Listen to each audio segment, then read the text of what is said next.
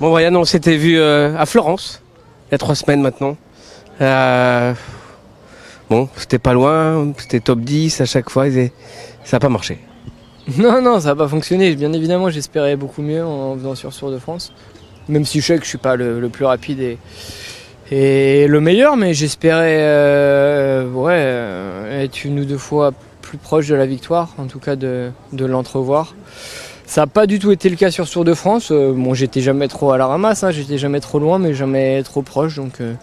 Donc c'est pas forcément le meilleur tour de ma carrière et celui qui restera dans les annales. Ouais, on vous avez vu à Colombey-les-Deux-Églises, quelque peu dépité, et au final vous avez un peu revigoré votre morale. Oui, je me suis battu. Après, c'est sûr que c'est difficile. Je pense que c'était Colombey-les-Deux-Églises, c'était clairement ma meilleure chance. Quand on n'est pas le meilleur, quand on n'est pas plus rapide comme Philipsen ou Bini cette année qui était très rapide, il faut savoir saisir les occasions comme Cavendish et Groenewegen ont réussi à le faire. Moi, ça n'a pas été le cas et voilà, ça fait partie d'une carrière et d'une saison. Ouais, c'est pas votre meilleur tour, mais rassurez-nous, c'est pas votre dernier. Non, c'est pas mon dernier. Je sais pas si je serai là l'an prochain, mais en tout cas, c'est pas ma dernière saison sur un vélo. Non, je pense que je reviendrai. Mais après, là, j'ai plutôt envie de profiter, de digérer tout ça et de repartir pour de nouvelles aventures. On se souvient de l'an dernier, Cofidis, la réussite, qui va chercher une victoire d'étape. Là, c'est 2 victoires d'étape, pardon, excuse-moi. Plus compliqué cette année.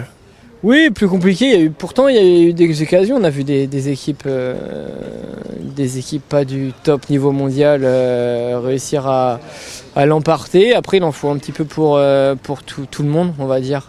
L'an passé, c'était comment dire, c'était notre année. Cette année, c'était pas notre année. Voilà, on n'a pas démérité et on a fait le maximum. On a eu aussi pas mal de malades, Yon et on a perdu 3 coureurs rapidement, fais gaffe. Et du coup, voilà.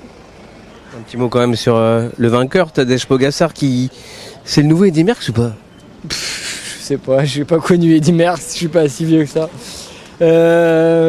Ouais, il est super impressionnant. Après... Un peu trop ou pas? Parce que tu vois, on en parlait quand même tout à l'heure, espérons, c'est normal de douter, mais Stéphane Hello ou Jean-René, ils nous disaient on espère que quoi quand même, parce qu'autrement ça ferait mal.